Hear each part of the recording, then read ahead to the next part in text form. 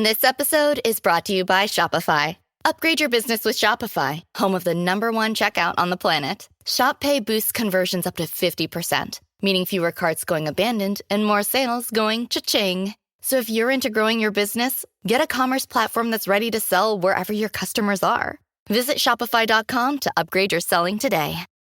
The sun was set and rise. It doesn't make me wise. We're heading to the north. We're going to the north. Still afraid of the dark. Still thinking late at night. We're heading to the north. Olá, pessoal! Bem-vindos a mais um episódio de Romeu em Crimes. Estamos de volta, mais uma vez. Começando bem. E eu sou a Bruna, comigo mais uma vez está a Fábio. Olá, Fábio. Olá, tudo bem? Joseph Goebbels. Eu tô brincando. Estamos, tirando algumas coisas, estamos bem, né? Viemos aqui fazer mais uma arte nacionalista. E, ai, gente, cada uma, né? Todo dia um 7-1. Vamos ser degenerado, então. A gente não tem... a gente não tem um recado hoje, eu acho. Vou deixar os jabazinhos pro final. Então vamos para o episódio de hoje, que ele é e não é uma sequência do episódio anterior, porque ele se entrelaça, né? Porque fala um pouco do que a gente trouxe no episódio passado. Se você não escutou, escuta lá. Que era o caso da Daniela Pérez. E ele traz o mesmo assunto ali, dá um gancho, né? Isso. A gente vai, né, mais ou menos o mesmo assunto. Então, sobre essa irresponsabilidade, que é idolatrar pessoas que cometeram crimes hediondos, e também sobre a ressocialização de criminosos. Então, se você não ouviu, escuta lá, se quiser ouvir esse primeiro também, não tem problema. Então, né. Lembrando que no finalzinho do episódio passado, a gente tem os erros de gravação. Também, quiser ouvir lá a gente falando besteira, pode ir. Então, o caso de hoje aconteceu algo muito parecido, mas a gente vai desenvolver esse tema ao longo do episódio, então falaremos para você sobre o caso do goleiro Bruno. The lights surround your mind's a mess. Começando então com a Elisa Silvia Samúdio. Ela nasceu em Foz do Iguaçu em 22 de fevereiro de 85. A mãe dela se separou do pai dela quando a Elisa tinha apenas 6 meses e a deixou com o pai. Ao completar 10 anos, a Elisa foi morar com a mãe de novo em Mato Grosso do Sul e ficou lá apenas 1 ano e retornou para casa do pai. Ela queria se tornar modelo e aos 18 anos foi morar em São Paulo. Ela não conhecia ninguém lá em São Paulo e acabou trabalhando como garota de programa, enquanto ela não conseguia se estabelecer como modelo. E ela até chegou a fazer alguns desfiles editoriais de moda, porém ela não conseguia viver só disso. Ela chegou a atuar em filmes pornográficos e participou de produções brasileirinhas, onde usava um nome artístico, que a gente não vai divulgar aqui, né? Porque, enfim.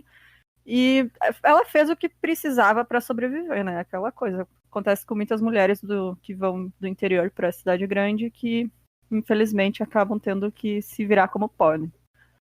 Exatamente, é muito comum esse tipo de coisa.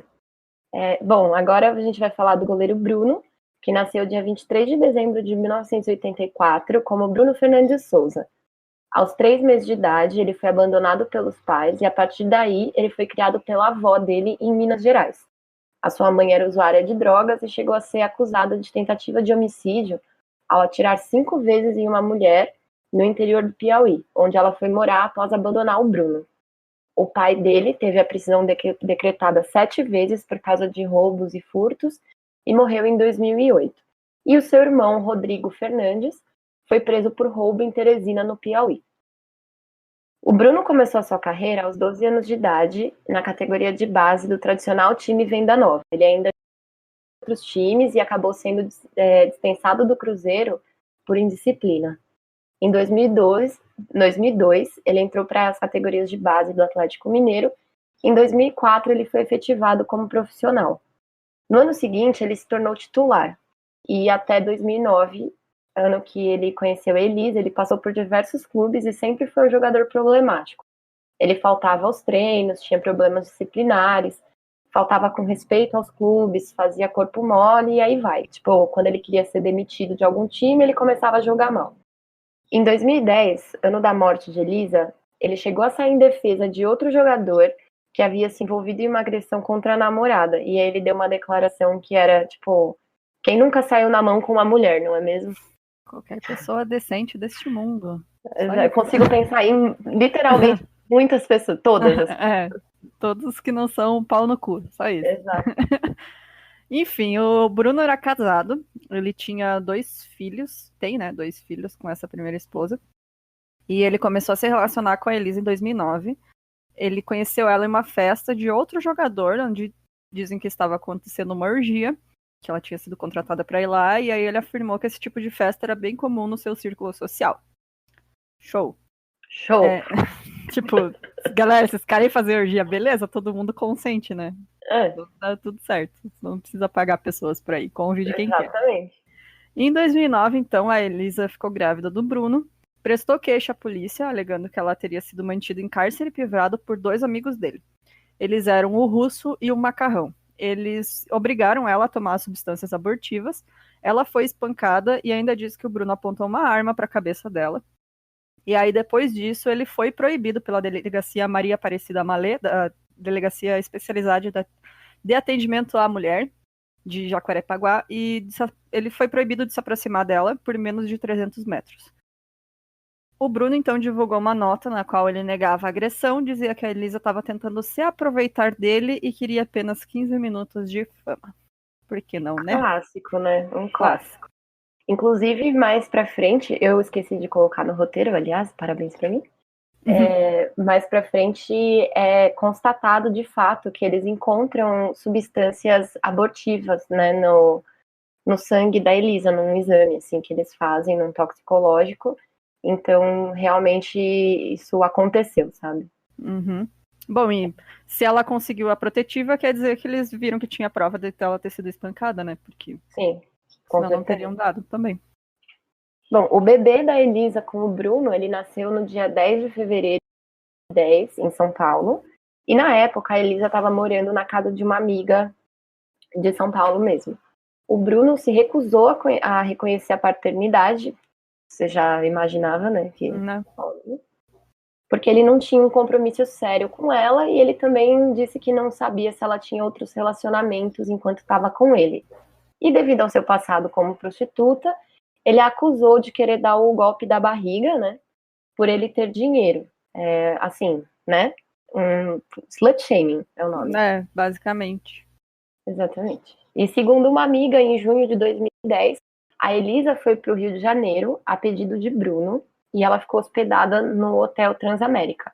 Aí o Macarrão, que era um amigo do Bruno, foi até lá para buscar ela e pagar a diária. Ela deixou o hotel no dia 4 de junho e fez um último contato com uma amiga no dia 9 de junho, 5 dias depois. No dia 24 de junho, a polícia recebeu uma denúncia anônima de que a Elisa havia sido assassinada no sítio de Bruno, que ficava no condomínio Turmalina, em Esmeraldas, região metropolitana de BH. A polícia chegou a ir até o local e realizar buscas, porém não encontraram nada. E testemunhas confirmaram que o Bruno estava no sítio do dia 6 ao dia 10 e também eles viram um bebê. Então, depois do desaparecimento da Elisa, a mãe dela, que é a Sônia Moura, ela conseguiu na justiça a guarda do neto. O pai da Elisa também tentou pegar a guarda da criança, pediu reconhecimento da paternidade do Bruno. Ele tinha até conseguido, de início, o menino foi para o pai dela, mas depois que foi descoberto que ele oferecia a Elisa para ser estuprada por seus amigos quando ela era criança, e, além disso, ele também estuprou outra criança de 10 anos que também era filha dele de outro casamento. Então, caralho, descobriram que o cara era literalmente um cocô na terra, aí tiraram a criança dele e deram pra mãe da Elisa, né? E deram antes, né? Cara, é muito surreal, né, velho? Cara, tipo, você vê, a vida inteira dela foi marcada por abuso, basicamente, né? Desde criança. Inclusive, eu acho que, assim, ali, nos 2 casos, né, do Bruno e da Elisa, os 2 têm esse passado, né, das famílias que não são estruturadas. Durante a produção desse roteiro, né, eu vi um vídeo que era uma entrevista da mãe da Elisa, e ela fala que, tipo, aconteceu com a Elisa basicamente a mesma coisa que aconteceu comigo. Então a gente pode também começar a pensar aí que talvez a história da mãe da Elisa também tenha sido tão dolorida quanto, né? Com certeza. Então, no dia 4 de junho, aí o que a polícia apurou depois, né, em depoimento, que no dia 4 de junho o Macarrão busca a Elisa e o bebê no hotel com a desculpa de que levaria ela até a concentração para que ela visse o Bruno e eles pudessem conversar. Quando entram no carro, o primo do Bruno, que tem 17 anos na época, ele rende no banco de trás, ela resiste e ele acerta ela com 3 coronhados no rosto, causando sangramento. Depois disso, eles chegam a encontrar esses vestidos de sangue durante a investigação. Então, tem provas de que isso aconteceu também. Sim. Ele leva ela para a casa do Bruno no Recreio dos Bandeirantes e durante o trajeto foram registradas várias ligações entre esse primo, que era menor de idade, e o Bruno. E a ex-noiva dele, a Fernanda de Castro, é chamada para ir até a casa do Bruno para que cuidasse da criança na noite do dia 4 para o dia 5. Eles ameaçavam fazer algo com o seu filho caso ela não fizesse o que eles mandassem. Então, tipo, né? Ela ficou de basicamente refém, né? ameaçou a mulher para ela ajudar no crime. Foi isso que aconteceu. Exatamente. Bom, de lá, eles partiram para o sítio do Bruno, nesse condomínio Turmalinas, né? E foram em 2 carros. No trajeto, eles pararam em um motel na cidade de Contagem e também receberam várias multas, o que facilitou rastrear depois, né, esse trajeto deles. O Bruno se comunicou com a Daiane, a sua ex-esposa, que estava no sítio, e pediu para que ela saísse de lá porque ele ia usar a casa. Nesse dia, eles também foram num jogo em Ribeirão das Neves, que era ali perto, para ter um álibi, né? Ele chegou a levar o filho numa partida do time local e ele sempre falou lá que, ai, nossa, eu sempre quis ter um filho homem, não sei o quê. E no dia 9 de junho, ele fez um churrasco na casa, no sítio dele lá, né? E convidou os jogadores do time local e alguns amigos próximos. Tudo isso só para fortalecer o álibi. E aí a delegada do caso, ela disse que nesse dia a casa ficou trancada e os convidados só podiam usar ali na parte externa, né? Na piscina e tal. O Bruno chegou a dizer a um convidado, que era um dos seus amigos mais antigos, que ele não podia entrar na casa, porque ninguém podia ver que a Elisa estava lá. E outras testemunhas também afirmavam que elas viam o Macarrão entrar com um prato de comida, água para dentro da casa. E aí, nesse mesmo dia, de 9 de junho, a Elisa é obrigada a ligar para a amiga para dizer que ela estava bem. E que ela ia ficar em Minas Gerais por muito tempo, para ficar mais perto da família do Bruno junto com o bebê, para que eles pudessem cuidar melhor e tal. Então, assim, o cara, ele era de fato um psicopata, ele planejou, cara. Tipo... Pois é, deixou a mulher, planejou tudo, fez ela ligar, enfim, né, para ter um álibi. Mano, ele bateu na mina, tipo, manteve ela trancada dentro de um motel e foi num jogo de futebol apresentar o filho, sabe? É psicopata mesmo isso. É totalmente. Então, ele prometeu que levaria a Elisa para um apartamento. Então, ela vai com eles, né? Ela aceita ir com eles até o carro, mas na verdade ela é levada para a casa do Marcos Aparecido dos Santos, que é conhecido como Bola. Quando ela saiu do veículo, Bola revistou ela e disse que... Aí ela disse para ele que ela não aguentava mais apanhar, no que ele responde: você não vai mais apanhar, você vai morrer. E ali na frente do Macarrão e do menor, que era o primo do Bruno, ele asfixiou a Elisa até a morte. Enquanto isso, o Macarrão atinge vários chutes em Elisa. E quando eles terminam, ele pede licença e diz que vai preparar o corpo. Então, o Bola leva o corpo da Elisa para um quarto e fica lá por algumas horas. E quando ele sai de lá, tá carregando um saco. Ele vai em direção ao canil, que eles tinham vários Rottweilers, e ele joga os pedaços de carne aos cachorros. Porém, era uma encenação, já que após extensa examinação pericial do local, não foi encontrado nenhum vestígio de sangue da Elisa naquela residência. Então, provavelmente ela não foi esquartejada naquele lugar. Ela teve o corpo despejado em outro lugar e ele deu carne, sei lá, de boi pros cachorros. Foi só pra, enfim, né, pra pagar de fodão na frente dos outros, que ele era um mafioso que tava... basicamente, né? Cara, horrível, né, meu? Tipo, Horrível. nem o que falar. Tipo, eu não sei o que é pior, sabe? De fato, ele fazer isso e querer mostrar, ou realmente, tipo, sumir com o corpo, porque, né, até hoje ninguém sabe. Ninguém encontrou o corpo dela até hoje. E assim, Spoiler. Spoiler, né? Eles retornaram então ao sítio, atearam fogo nos pertences e nesse momento a Daiane, que era a ex-esposa do Bruno, já tinha retornado para o sítio. Até hoje não encontraram os restos mortais da Elisa. O último contato que o Bola fez nesse dia foi com o Macarrão e o menor de idade, e à noite, depois, novamente às 3 da tarde. Então, esse período até hoje ninguém sabe o que pode ter acontecido e como ele se desfez do corpo. Em 6 de julho, o primo do Bruno, que era o menor de idade, confessou o crime, e como o crime aconteceu, na verdade. Ele teria dado uma coronhada na Elisa, que então foi levada desacordada para Minas Gerais. A mando de Bruno, traficantes teriam matado e esquartejado, tendo seus restos mortais jogados a cachorro Rottweilers e depois seus ossos teriam sido concretados. Essa foi a versão que ele falou, mas nunca chegou a ser confirmada pela polícia, já que, como a gente comentou já, os restos mortais dela nunca foram encontrados. Então não tem como fazer perícia e saber o que aconteceu, realmente. Em 8 de julho, o ex-policial Marcos Aparecido Santos, conhecido como Neném, Paulista ou Bola, foi preso, aí então acusado de ter matado a Elisa. Bom, nos dias 6 e 7 de julho, a polícia de Minas Gerais emitiu, né, de internação para o adolescente de 17 anos, que era o primo do Bruno, e de prisão para o Bruno, e mais 7 pessoas. A Justiça do Rio de Janeiro também já havia pedido a prisão preventiva do Bruno e do Luiz Henrique Romão, que era o Macarrão, pelo sequestro e cárcere privado da Elisa. Os dois se entregaram para a polícia do Rio, mas a pedido da Justiça foram transferidos para Minas Gerais. Em 19 de novembro de 2012, passados mais de 2 anos do crime, os acusados foram a julgamento. Apenas Bruno teve o seu julgamento adiado para o ano seguinte, né? Em julgamento, o Macarrão confirma pela primeira vez o caso, dizendo que entregou Elisa para um homem desconhecido a mando do goleiro. Macarrão foi condenado a 15 anos de prisão. O primo de Bruno, que era o menor de idade, foi condenado a 2 anos e 8 meses pela participação do crime e cumpriu pena socioeducativa em Belo Horizonte. Em 2012, ganhou a liberdade e foi incluído em um programa de proteção à testemunha do governo de Minas. Ele saiu 1 ano depois do programa, por decisão própria, e em entrevistas ele afirmou que o Macarrão planejava não matar somente Elisa, mas também o filho do casal, né, que na época tinha poucos dias de vida, um recém-nascido. Nossa, cara, que bom.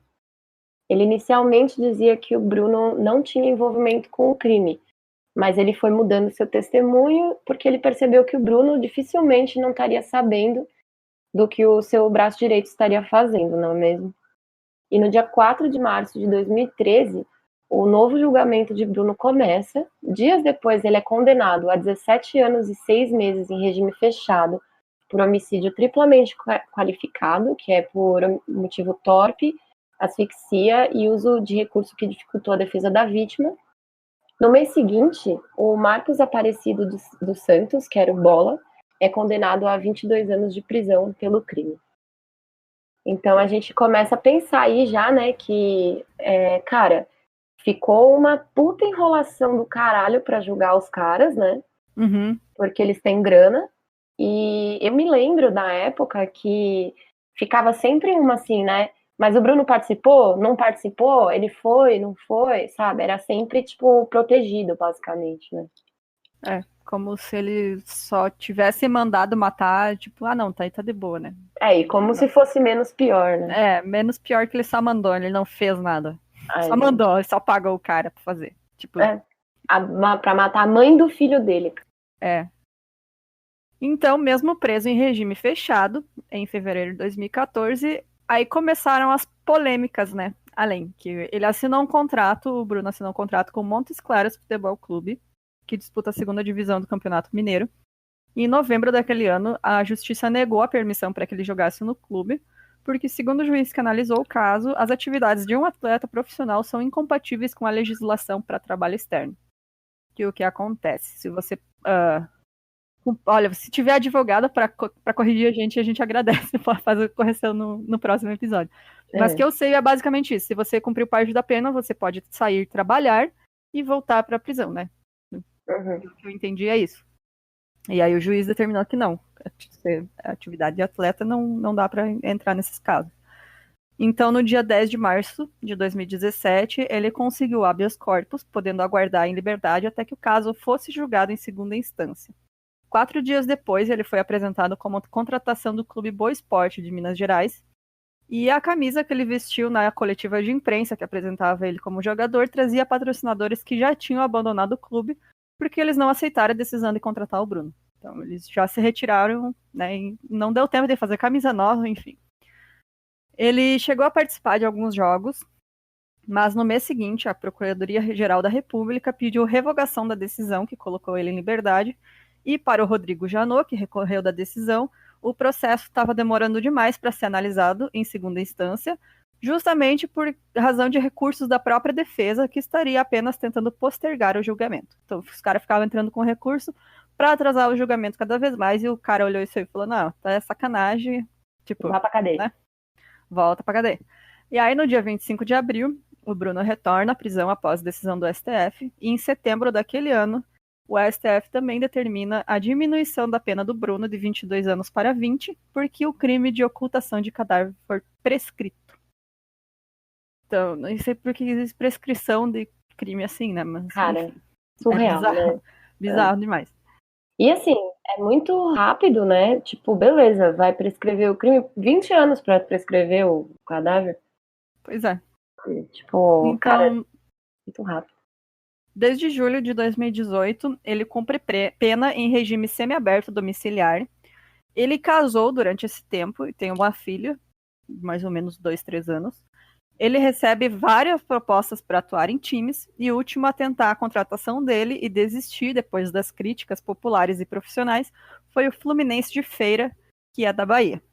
Sobre esse caso em específico, a gente vai apenas reproduzir o áudio que viralizou, que é da jornalista Jéssica Senra, que ela falou durante o jornal Bahia Meio-Dia. Uma pessoa que cometeu um erro, que já pagou por ele em termos judiciais, precisa poder refazer sua vida. E legalmente não há nenhum impedimento para que ela exerça qualquer profissão para a qual esteja habilitada. Mas no caso do feminicida Bruno e a profissão de atleta, eu quero questionar você que está aí do outro lado. Isso é moral? Desejamos e precisamos que pessoas que cometem crimes tenham a possibilidade de refazer suas vidas. Mas diante de um crime tão bárbaro, tão cruel, poderíamos tolerar que o feminicida Bruno voltasse à posição de ídolo? Que mensagem mandaríamos à sociedade? Atletas são referências para crianças, para adultos, são ídolos. Contratar para um time de futebol um assassino, um homem que mandou matar a mãe do seu filho, esquartejar, dar o corpo para os cachorros comerem, é um desrespeito. É um desrespeito a todas nós mulheres. É um desrespeito a todas as crianças e adultos que cresceram sem mãe por causa de homens desprezíveis que tiraram a vida de mulheres. É um desrespeito a toda a sociedade, um país em que 12 mulheres são mortas todos os dias. E mais, colabora com a ideia de que matar mulheres é permitido. Desde que você cumpra a sua pena, ou parte da pena, como é o caso de Bruno, depois pode viver sua vida normalmente. Não, gente, não pode. Para os sociólogos que estudam a sociedade, o medo da punição é só uma das formas de prevenir crimes na nossa sociedade e não é a mais eficaz. A reprovação, o medo da exclusão da sociedade, a culpa, a vergonha e a autocrítica são mais poderosos que o medo da pena. Assim, quando a gente condena judicialmente, mas tolera socialmente a convivência, o recado dado é que aquela atitude não é tão grave. Portanto, na minha visão, o feminicida Bruno pode e deve voltar a trabalhar, refazer sua vida, mas não uma posição de ídolo. Não alçado socialmente a uma posição de admiração. Um time de futebol que contrata um feminicida como o Bruno é tão desprezível quanto os crimes que ele cometeu. E, bom, só sobre esse áudio dela, eu concordo 100% com ela. Sim. E não tenho nem... Assim, a gente já botou áudio porque é exatamente o que a gente pensa, então não tem muito mais o que falar. Exatamente. Inclusive, parabéns, né, cara? Ela foi muito certeira no que ela disse, em todas as palavras. A gente super apoia tudo. Bom, poucos dias depois, o clube desistiu da contratação do Bruno, né, graças à pressão popular e também à viralização do comentário da jornalista Jéssica. Segundo o presidente do time, Everton Carneiro, foi um apelo da torcida, um apelo do povo. Então, só quem não ouve o povo é porque é maluco. Ai, gente... Assim, eu li a entrevista desse cara e eu até entendi o lado dele, porque ele também é pastor evangélico. E aí ele falou assim que, tipo, o trabalho dele também é dar uma chance para as pessoas, assim, que ele, quando ele puder, ele dá uma segunda chance, sabe? Sim. Então, tipo, até entendi o lado dele, assim, né? Apesar de não concordar tanto, assim. A gente cai naquilo que a gente estava conversando sobre transformar esses caras em ídolos. Exatamente. Tipo, pega e Tipo, dá um cargo pra ele no administrativo do clube, sabe? Não pra ele exato. ser jogador. Não, esse cara vai lá, ganha um campeonato, levanta a taça e os caras vão lá dar parabéns pra... Ah, cara. Pois é. Aí, né? Vira o O.J. Simpson, né? É. Agora, nesses últimos dias, existem rumores sobre uma possível série sobre o caso, né? Oficialmente não tem nenhuma confirmação sobre a produção disso, mas a rede ditadora detém os direitos do livro Indefensável, o goleiro Bruno e a história da morte de Elisa Samúdio, escrito por Leslie Leitão, Paula Sarapu e Paulo Carvalho. Bom, para a Sônia, que é a mãe da Elisa, né, o livro coloca o Bruno como um coitadinho e a Elisa como interesseira. Por isso ela critica a produção de uma possível série baseada nele. Ela sugere que, ao invés de uma minissérie, a emissora fizesse um programa investigativo para saber realmente qual foi o destino do corpo da Elisa, que até hoje nunca foi recuperado, né? A Sônia também se preocupa com o impacto disso sobre o seu neto, o Bruninho, e como o psicológico do menino ficaria, né, ao ser exposto a uma série assim, uma rede aberta. Ao lado dela já se posicionaram pessoas famosas como Glória Pérez, que é do nosso episódio passado, mãe da Daniela Pérez, né? Uhum. E ela disse que achava o projeto uma piada de mau gosto. A assessoria da emissora disse que eles compraram direitos de vários livros que falam sobre casos reais, pois há interesse em produções sobre esses temas. Mas não tem nada escrito ou aprovado para ser produzido de fato sobre nenhum caso especificamente.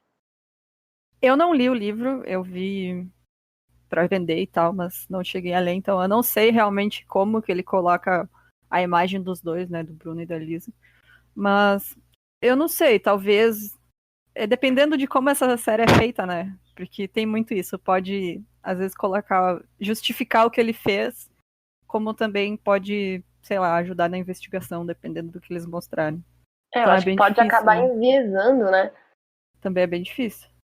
Sim. Não, e assim, o medo, né, de...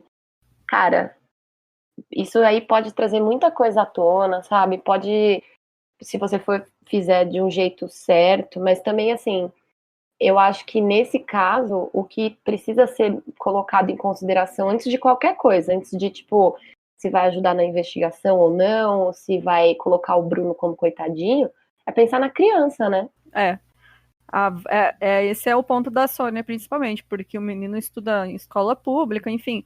E Uhum. mesmo se ele não tiver contato com uma produção, os colegas vão ter, sabe? E, tipo, cara, criança é foda, a gente sabe, né? Criança não tem filtro. A Uhum. coleguinha vai assistir e vai lá, tipo, tirar sarro do moleque, ou enfim, né? Não, chamar o pai do cara de assassino. É muito É muito triste, assim, complicado. porque a criança não tem culpa de nada, né? Sim, exatamente. E, tipo, Justamente, eu acho que seria bem pesado, assim, pra ele. não, e o futuro desse menino, né, cara? Porque isso pode trazer. A gente já percebe, assim, né? Já é um fato, né, de que a maioria dos serial killers, assassinos, não tô falando que o menino vai virar um serial killer por causa disso, mas com certeza tem algum reflexo lá no futuro pra ele, né? Não é. Tipo, eu não sei, assim, atualmente a situação do Bruninho, né? Mas assim, o menino já carrega o nome do pai, né, cara? Já É. é muito complicado, A assim. gente só tem que esperar que ele tenha o apoio psicológico, né? Ele tem o apoio da avó, que é muito presente, que cria ele. Uhum. E só que, bom, que no fim tudo dê certo pra ele, né? Porque, coitado, ele acabou ficando sem mãe e sem pai, porque apesar de ser comprovado que o Bruno é mesmo o pai biológico dele, não é presente, nem deveria ser, porque matou a mãe do menino, né? Como é que vai ser? Vai Exatamente. botar a conviver com o cara que matou a tua mãe, assim, sabe? É muito complicado isso. Então, tipo, ao menos ele tem a avó dele, pelo menos. Não, é igual aquele caso da Suzane von Richthofen, sabe? Ah, é. Que sobrou só o irmão dela, e aí no futuro, depois eles até encontraram o. Tipo, teve um. Viram ele abusando de substâncias ilícitas, né? Tipo, isso daí Sim. com certeza, eu acredito, né, que seja também um reflexo desses traumas, sabe? Não é... Eu vi muita gente criticando esse irmão eu não lembro o nome dele agora. Por ele ir visitar ela na cadeia, enfim. Mas, cara, se tu parar pra pensar, quem mais que ele tem na vida dele? Tipo, ela é a única família que sobrou, querendo ou não, sabe? Cara, Ainda é um laço muito forte, sei lá, não dá pra... Eu não sei, eu não... Não Entendeu? consigo. Não dá pra julgar porque a gente nunca sabe como vai reagir no Sim, lugar da pessoa, assim. a gente não consegue, até a gente tá no lugar, né? Justamente. Então, quem sabe aquilo ali é o que ele se apegou, enfim. E assim, a gente tem que respeitar, né, cara? Eu acho. Essas pessoas não fizeram nada de errado, né? Então, como elas Exato. lidam com isso, é problema só delas. Sim, exatamente. Agora, é aquilo, né? Vou ressocializar. É importante, sim, que prisioneiros sejam ressocializados, mas, cara, quando você comete um crime hediondo, né? E assim, além disso, tem ali, né, os sintomas de que, tipo, ele talvez quisesse também matar o filho, entendeu? Então, sabe, a gente fica ali sempre nessa incerteza, né? Mas por mim, o Bruno ficava na cadeia até o fim da vida. Eu também, eu concordo. Não, E misógino. acho bizarro, bizarríssimo, assim, ó, pra mim